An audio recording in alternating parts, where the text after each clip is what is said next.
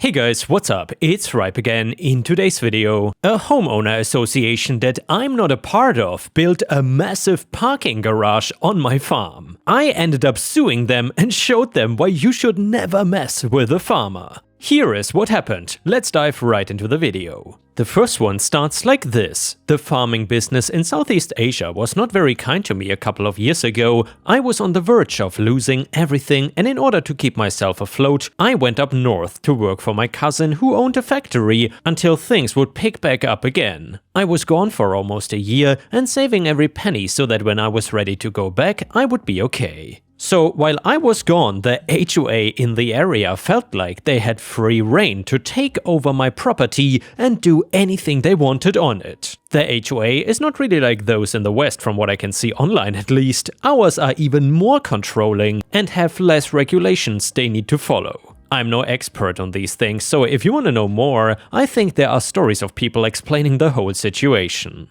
Anyway, I never bothered joining this HOA since I could barely keep the farm alive with what I was making. It was getting to a point of if me or the cows get to eat, so I did not have extra money to give to these people. I knew that they did not like it and were always very passive-aggressive to me before I left. When I came back, I found out that they had a field day while I was gone and a huge chunk of my farm was dug up and replaced. Right where my crops used to go was now a giant parking garage so that the people no longer needed to park on the street. Complete with numbered spots and assigned parking that people could get if they paid the HOA for it monthly. They were turning a profit from this and using my land as the space for it all without asking about it or trying to cut me in. I was beyond angry after I saved all this money and my crops were destroyed. I saw one of the HOA leaders parking his car in the lot the next day and ran over before he could get away from me. Look what you did to my farm. You cannot just dig the whole thing up and build on my property. HOA,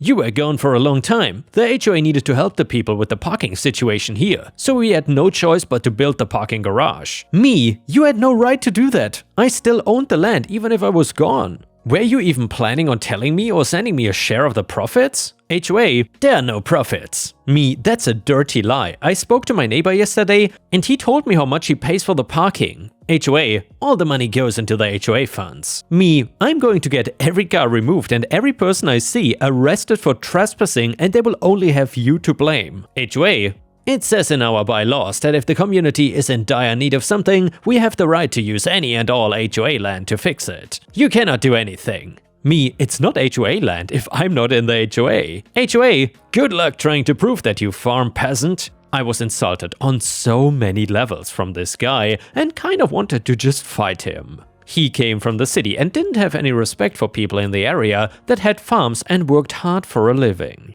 I did not have a fancy suit like him, but I knew that I was right and he couldn't just take away my farm because I was away for a while. All the money I saved to restart my farm had to go to a lawyer who could help me fight them and get the parking garage taken away. He warned me that it would not be fast and they could drag out the fight for a long time. It turns out they had fake papers saying that I joined the HOA, so I had to prove that wrong before I could do anything else. That meant going through years of bank records to show that I never paid them anything, as well as getting them to do the same. When we finally proved that I was not a member, the fight was still not over. They were trying to prove to the court that me leaving meant I abandoned the property and it gave them the right to use it. Again, a long drawn-out process where my lawyer did things that are beyond my range of understanding. All I know is that one day I got the call and he said it was good news. I was able to finally go to court and plead why I wanted the garage removed. He told me to keep my statement simple and just include the facts, no feelings or thoughts. So I said where I went and the reason for leaving the farm.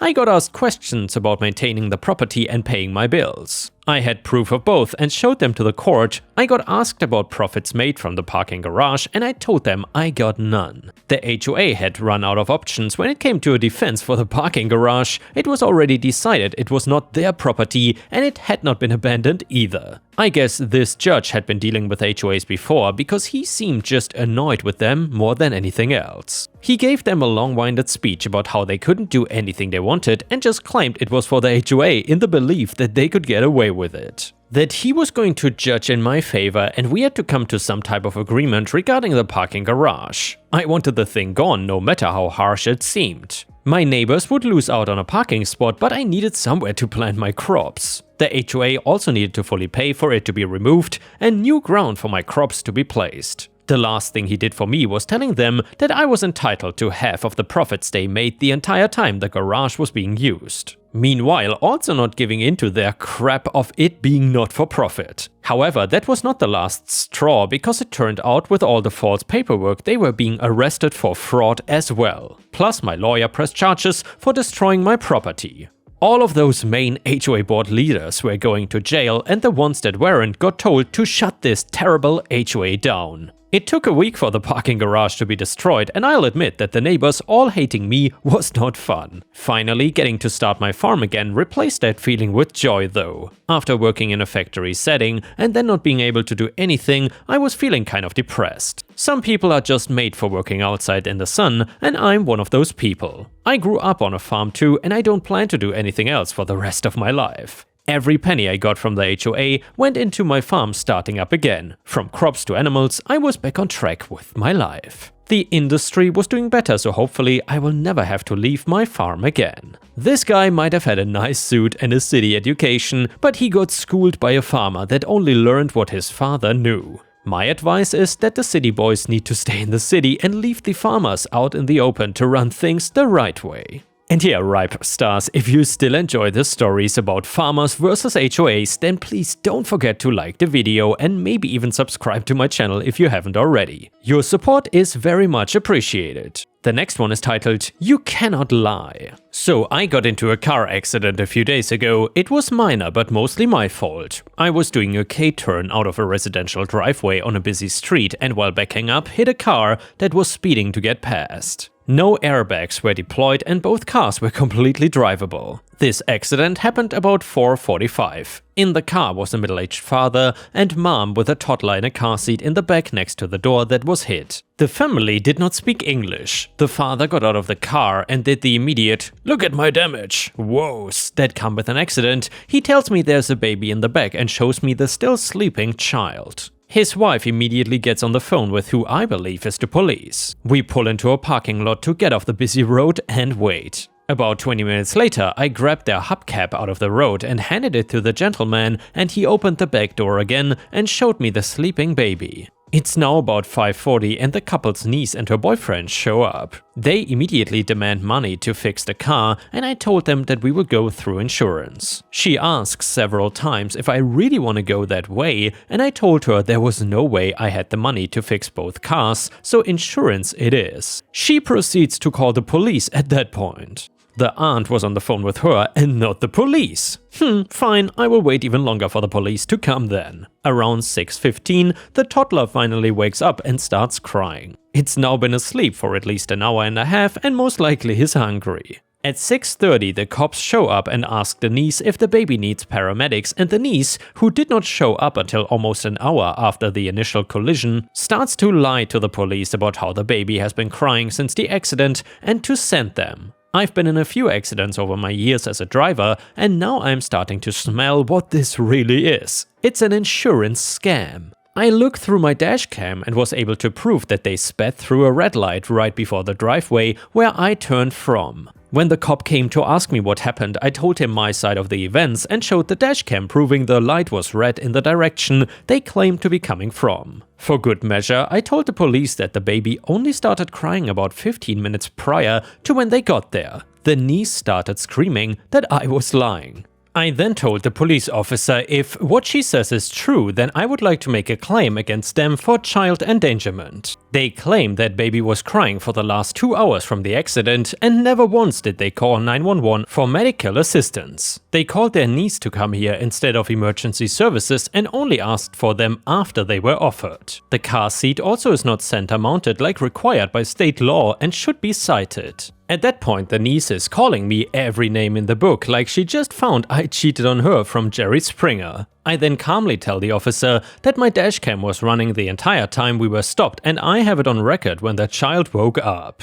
The officer looked at her and said, Ma'am, it's a crime to lie on a police report. Was the baby crying since the accident? All of a sudden, she now had to check with her aunt and uncle to find out. She withdrew her claim and the officer tossed out her witness statement because she was not an actual witness to anything. Hopefully no BS lawsuit comes from it. And yeah, ripe stars, obviously lying in front of the police is always a bad idea. If you cannot or won't say the truth, just shut up and say nothing. Anyway, the next one is titled, Don't Mess with Your Daughters. So I moved out from my mother's house since I was going off to university to study math and physics. My brother had a girlfriend who I really liked and respected.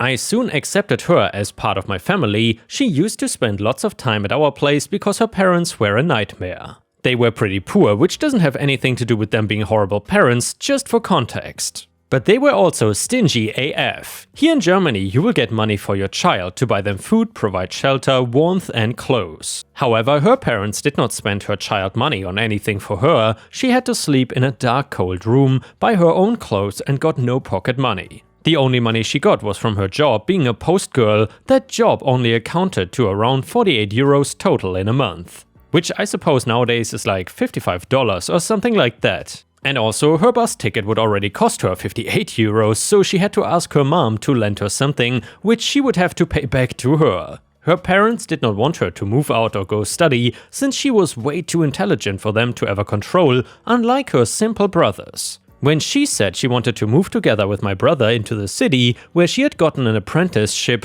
her mom nearly exploded. She actually had hoped that she wouldn't get the job so she could realize how stupid she was for wanting a good future for herself. You can imagine how much her parents hated my brother. Fast forward, I come back home to stay a few weeks at home, visiting friends and relatives. She is as usual at our house, but my mom then told me that she was living here permanently, being registered exactly at my home address. I'm a little stunned, as I had only some days before that suggested the very thing to her, and she said she didn't want to break ties with her family. But things changed when her mom tried to cut up her prom dress she had been given by my mom as a present. She was furious about what her mother wanted to do. She just explained that she never got such a nice dress before, so why would her daughter?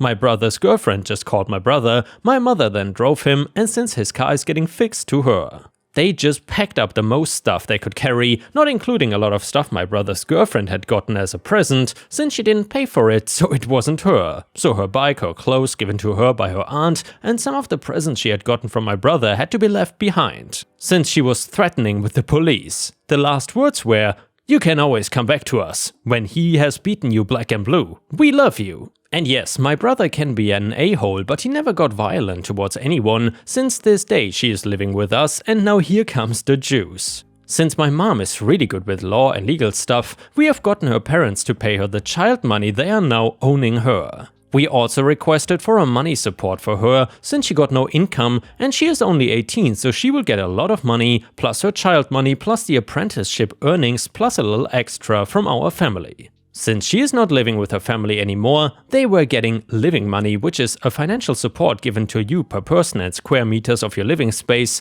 The living money also got a lot less. Mind you, her parents were gifting themselves smartwatches and laptops for Christmas. My brother's girlfriend had gotten a shampoo bottle with a discount label on it. So then after a few days they realized they were in a lot of financial doo-doo and had to pay her back 4 months of child support, which they couldn't. They pleaded for the amount to be halved, which my brother's girlfriend could have agreed to. However, she just took a pen and said "F that," crossed out their plea and put it back into the envelope. She now does not have anything to do with her family anymore, who tried through multiple means to get to her. I really admire her for staying that cool all these years. She rocks. And yeah, ripe stars, props to that young woman for standing up to her terrible family. It's rare to find someone so young and so mature at the same time. Anyway, the next one is an Am I the A-hole story. My wife, 25 female, and I, 27 male, have been married 6 months now. I have a good job in sales and I've managed to save enough to get together a deposit for a house.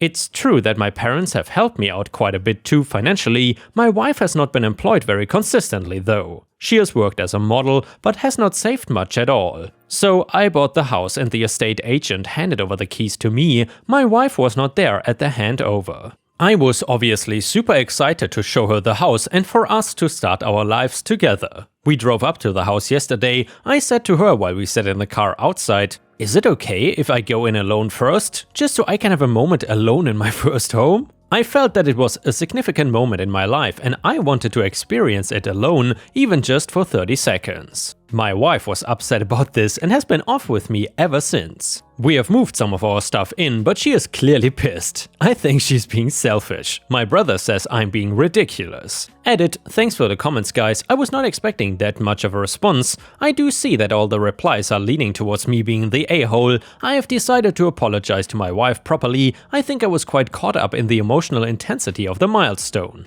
And yeah, ripe stars, let me know in the comments what you think about this, but I think it's quite clear. I don't think there's a universe here where OP is not the a-hole. Anyway, people on Reddit said, "You're the a-hole, it's a big moment for you, but probably for her too." Even if it's not a big moment for her, sharing in each other's big moments is usually a big part of marriage. You telling her to wait in the car is a huge and unnecessary slight. Why are you even married if you're still thinking in terms of mine and yours? Comment number 2, you're the a-hole. First, you're married, so by nature, share everything. Second, by you wanting to go in alone, you have now set the precedent that she doesn't belong there. It's not our house, it's your house. How can she feel comfortable there now? And how can she feel like you're a partnership like you're supposed to be as a married couple if you're so possessive of such a huge joint responsibility? No wonder she feels uncomfortable. You need to do something to make her feel reassured that it's her home too. Comment number 3, you're the a-hole, you sound like a brat. Why did this woman even agree to marry you, bought a house, and because you paid for it you excluded your spouse? That is just selfish, controlling, possessive, and probably you're a narcissist too. And the next one is titled, "There's Good Money in Petroleum." I went to the gas station and bought $10 of gas. I did not have my debit card to pay at the pump, so I dug out a $20 bill. I hadn't used cash in ages. The cashier was talking with his friend and I stood there waiting for what seemed like an eternity while they were swapping stories. I hopped up and down a bit because I just wanted to get out of there, and hey, it was cold outside. So finally he turns to me and says, "What?" Pump number 5. I hand him the $20 and he keeps talking to his friend and hands me $18 of change. Taking a couple of seconds to do the math, I was halfway in the car when I figured out that wasn't right. The wad of cash was just too big. So I go back, he is still gabbing with his friend and ignoring me. "What is it?" "I got the wrong change." He cuts me off. "No, I didn't." "Well, you gave me..." He makes all kinds of faces, rolls eyes, etc. and reaches in the register and hands me another $8. Fine. Now I am too confused to do the math quickly, but I'm pretty sure that still isn't right and I never got a chance to give him back the overage from the first transaction. So I try one more time. "Excuse me," in a totally non-Karen way, though I'm sure that's how it sounded to him. "That change still is not right." "Look, I don't know what kind of scam you're trying to pull, but if you're not out of here by the time I count to 10, I'm calling the cops. Now get out and don't ever come back." So that is when I decided to 100% maliciously comply with his demands. I got out and I will never go there again, as directed. I took my gas and my $16 in profit and went right to Wendy's and bought dinner with my newfound wealth. With some left over to buy the next night's dinner too. I am willing to do the right thing, but I'm not gonna tackle him to the ground and force him to take back the nearly 3 times what I paid and the free gas. Sorry, not sorry. And you know guys, one of the biggest culture shocks actually when I came to Thailand was that if you go to a gas station in Thailand, let's just say 9 times out of 10, they have people to pump the gas for you and you don't have to do it yourself. I suppose this is possible due to the low cost of labor here, because pretty much I've almost never seen this anywhere in the West. However, I definitely have to admit, I really don't mind. Funnily enough though, there is exactly one gas station here in my city in the north of Thailand, and essentially this gas station is sort of a sensation, and sometimes when people go there, they take a video for Instagram or something. And with this, we have reached the end of the video. However, if you cannot get enough of my content, please check out my endless playlist, where you can find thousands of hours of content. In addition, please don't forget to subscribe to my channel to not miss any of my daily uploads. Thank you so much in advance, and I hope to see you again tomorrow.